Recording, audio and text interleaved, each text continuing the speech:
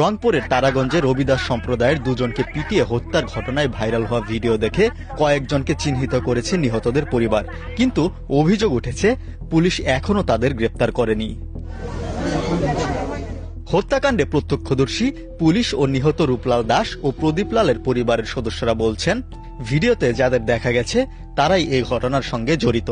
রূপলালের ছেলে জয় দাস বলেন, ভিডিও দেখে প্রতিবেশীদের কাছে খোঁজ নিয়ে জেনেছি বুড়িহাট এলাকার মিজানুর রহমান, এবাদত হোসেন, আশরাফুল ইসলাম, মেহেদি হাসান, মোহাম্মদ আলী, সোহাগ হোসেন, রোবেল পাইকার সহ অন্তত 25 থেকে 30 জন লোক আমার বাবাকে 9 আগস্ট রাত 9টায় এলোপাথারি মারধর করেছে। শত শত লোক তা দেখেছে, ভিডিও করেছে, কিন্তু কেউ বাঁচাতে এগিয়ে আসেনি। আমি স্বপ্নেও ভাবিনি আমার এইরকম হবে, আমি এই বয়সে এইরকম হয়ে যাব। আমি কখনো ভাবিনি আমার ছেলে মেয়েকে নিয়ে আমাকে এই পর্যায়ে আসতে হবে। এখন ছেলে মেয়েকে নিয়ে আমি কিভাবে কি করব আমি নিজেই বুঝে উঠতে পারতেছি না। যেমন মেয়ের বিয়ে, অনেক সোনা দানা গাড়ি দেওয়ার কথা ছিল, এখন এগুলো নিয়ে আমরা কিভাবে কি করব, আমার তো দেওয়াই লোকটাই চলে গেল। তবে শনাক্ত হওয়া ওই ব্যক্তিদের স্বজনেরা দাবি করছেন তারা কেউ ঘটনাস্থলে গিয়েছিলেন দেখতে, কেউ বাঁচাতে, কেউ বা ভিডিও করতে। হত্যাকাণ্ডে তাদের ভূমিকা নেই। 9 আগস্ট রাতে তারাগঞ্জের সায়ার ইউনিয়নের বটতলা বুড়িহাট এলাকায় গণপিটুনিতে নিহত হন কুরসা ইউনিয়নের ঘনিরামপুর গ্রামের রূপলাল দাস এবং তার ভাগিনা জামাই মিঠাপুকুরের ছড়ানবালুয়া গ্রামের প্রদীপ লাল। রূপলাল স্থানীয় বাজারে জুতা সেলাই করতেন। প্রদীপ লাল ভ্যান চালিয়ে জীবিকা নির্বাহ করতেন। ছোট একটি টিনের ঘরে মা, স্ত্রী আর 3 সন্তান নিয়ে থাকতেন রূপলাল।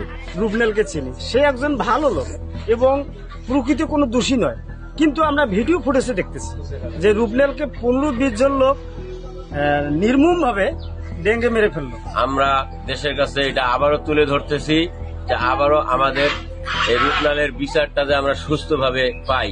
তাকে নির্মমভাবে এই 15-16 জন লোক তাকে হত্যা করার পর 700 আসামি করা কি কারণে করলো এবং মামলাটাকে দুর্বল করার জন্য 700 আসামি করছে, আসামিকে ঠিকভাবে ধরা হচ্ছে না এই কারণে। নিহত রূপলালের পরিবার জানায় 10 আগস্ট রূপলালের মেয়ে নূপুর রানীর বিয়ের দিন তারিখ ঠিক করার কথা ছিল। এজন্য প্রদীপ লাল 9 আগস্ট সন্ধ্যায় মিঠাপুকুর থেকে রওনা দেন। পথ না চেনায় রূপলাল তাকে আনতে বের হন। রাত 9টার দিকে তারাগঞ্জ কালীরহাট সড়কের বটতলা পৌঁছালে কয়েকজন যুবক তাদের থামায়। প্রদীপের ভ্যানে থাকা বস্তা থেকে কয়েকটি বোতল বের করে তারা চোর বলে চিৎকার তোলে। এ সময় মেহেদি হাসান নামের একজন অচেতন হয়ে পড়েন। খবর ছড়িয়ে পড়তেই শত শত মানুষ ভিড় করে। এক পর্যায়ে রূপলাল ও প্রদীপকে বেধড়ক পেটাতে থাকে। মারতে মারতে তাদের নিয়ে যাওয়া হয় বুড়িরহাট উচ্চ বিদ্যালয়ের মাঠে। অভিযোগ উঠেছে সে সময় পুলিশ ঘটনাস্থলে গেলেও উদ্ধার না করে ফিরে যায়। প্রায় 1 ঘন্টা পর গুরুতর আহত অবস্থায় পুলিশ তাদের উদ্ধার করলেও হাসপাতালে নেওয়ার পর দুজনেই মারা যান। রূপলাল এবং আমাদের প্রদীপ হত্যার যে মামলাটি আমাদের থানায় রুজু হয়েছে, এর প্রেক্ষিতে আমরা ইতিমধ্যে 4 জনকে গ্রেপ্তার করেছি। গ্রেপ্তার করে আদালতে প্রেরণপূর্বক রিমান্ডের আবেদন করেছিলাম। 3 দিন করে প্রত্যেকের রিমান্ড মঞ্জুর হয়।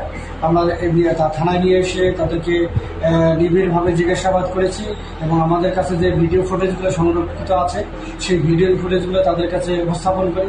তারা ভিডিও ফুটেজ দেখে দেখে তাদের কিছু লোককে আমাদেরকে শনাক্ত করেছি। সেই শনাক্তকৃত লোকদেরকে আমরা খুঁজছি, আশা করি অচিরেই আমরা তাদেরকে গ্রেপ্তার করতে পারবো।